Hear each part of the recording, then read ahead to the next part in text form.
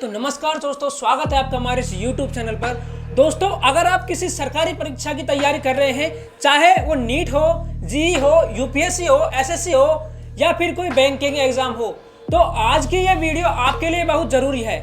दोस्तों, 27 जुलाई 2026 को संसद के मानसून सत्र में सरकार ने एक बहुत बड़ा बिल पेश किया है, पब्लिक एग्जामिनेशंस अमेंडमेंट बिल 2026, जिसे मीडिया में एंटी पेपर लीक बिल 2026 भी कहा जा रहा है। इस वीडियो में हम जानेंगे ये बिल क्या है, क्यों लाया गया है, इसमें क्या क्या नए प्रावधान है, पुराने कानून से ये कितना अलग है और इसका आप जैसे स्टूडेंट्स पर क्या असर पड़ेगा। तो वीडियो को आखिर तक जरूर देखिए। तो दोस्तों, सबसे पहले थोड़ा बैकग्राउंड समझ लेते हैं। साल 2024 में फरवरी महीने में केंद्र सरकार पब्लिक एग्जामिनेशंस एक्ट 2024 लेकर आई थी। ये कानून लोकसभा में 6 फरवरी और राज्यसभा में 9 फरवरी 2024 को पास हुआ था और 21 जून 2024 से पूरे देश में लागू हो गया था। इस कानून का मकसद था कि यूपीएससी, एसएससी, एनटीए जो नीट या जेईई की परीक्षाएं कराती हैं, रेलवे भर्ती बोर्ड, बैंकिंग परीक्षाओं जैसी बड़ी सरकारी परीक्षाओं में पेपर लीक और नकल जैसी गड़बड़ियों को रोकना। इसके तहत दोषियों को 3 से 5 साल तक की जेल और 10 लाख रुपए तक का जुर्माना हो सकता था। और अगर कोई सर्विस प्रोवाइडर या परीक्षा एजेंसी दोषी पाई जाती है तो उसे 1 करोड़ रुपए तक का जुर्माना और 5 से 10 साल तक की जेल की सजा हो सकती थी। ये कानून एक अच्छी शुरुआत थी, लेकिन इसके बावजूद भी पेपर लीक की घटनाएं नहीं रुकी। अब आते हैं हाल ही की घटना पर, जिसकी वजह से ये नया बिल लाना पड़ा। तो दोस्तों, मई 2026 में नीट यूजी यानी मेडिकल कॉलेज में एडमिशन के लिए होने वाली परीक्षा में एक बहुत बड़ा विवाद हुआ। 3 मई 2026 को हुई इस परीक्षा में, जिसमें लगभग 22 लाख छात्रों ने हिस्सा लिया था, ये सामने आया कि पहले से लीक हुए एक गेस्ट पेपर और असली क्वेश्चन पेपर में काफी समानताएं थी। इसके बाद हंगामा मच गया और 12 मई 2026 को सरकार को यह परीक्षा रद्द करनी पड़ी। सीबीआई जांच शुरू हुई और राजस्थान पुलिस ने भी कई गिरफ्तारियां की।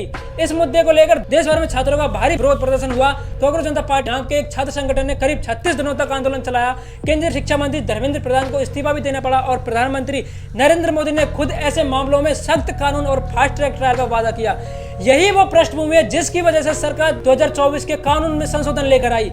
24 जुलाई 2024 को केंद्रीय मंत्रिमंडल यानी यूनियन कैबिनेट ने इस संशोधन बिल को मंजूरी दी और 27 जुलाई 2026 को केंद्रीय मंत्री डॉक्टर राजेंद्र सिंह ने इस बिल को लोकसभा में पेश किया।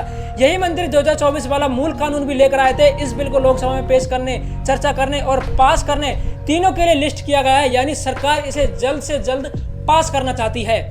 अब सबसे जरूरी हिस्सा, इस बिल में नया क्या है, चलिए पॉइंट वाइज पॉइंट समझते हैं।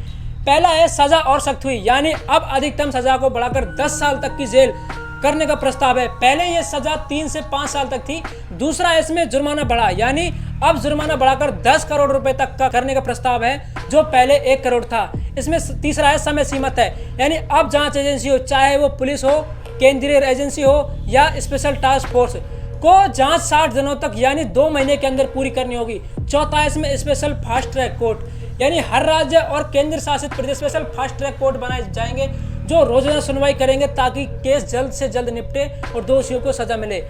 पांचवा, स्पेशल टास्क फोर्स, यानी केंद्र सरकार को जरूरत पड़ने पर स्पेशल टास्क फोर्स बनाने की शक्ति दी जाएगी जो सीधे सीधे पेपर लीक जैसे मामलों की जांच करेगी। दोस्तों, छठा, इसमें नए तरह के अपराध शामिल, यानी सिर्फ पेपर लीक नहीं बल्कि साइबर क्राइम, इंपर्सोनेशन यानी किसी और की जगह परीक्षा देना, पेपर के साथ छेड़छाड़ और संगठित नकल, इन सब को भी इस बिल में अपराध की श्रेणी में शामिल किया गया है। दोस्तों, सातवां है संपत्ति जब्त, दोषी पाए जाने पर आरोपियों की संपत्ति जब्त करने का भी प्रावधान है।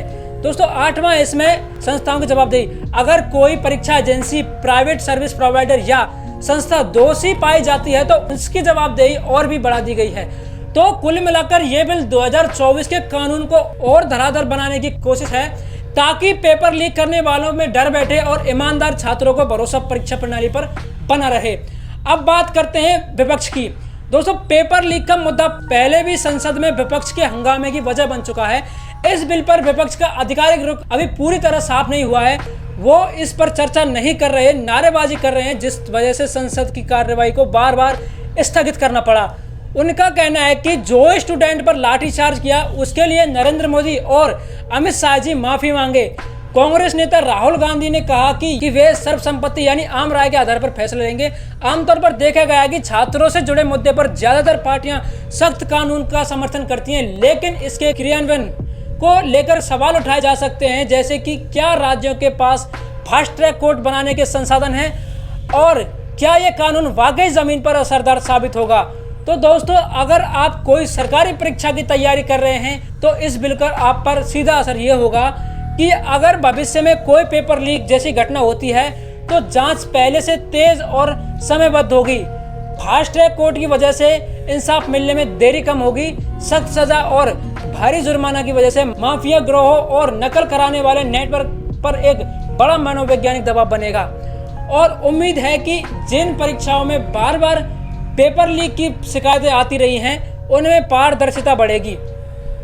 बेशक कोई भी कानून तब तक पूरी तरह असरदार नहीं होता जब तक उसे ईमानदारी से लागू न किया जाए। तो आने वाले समय में यही देखना दिलचस्प होगा कि बिल राज्यसभा से भी पास होता है या नहीं और असल में ज़मीन पर इसका कितना असर पड़ता है।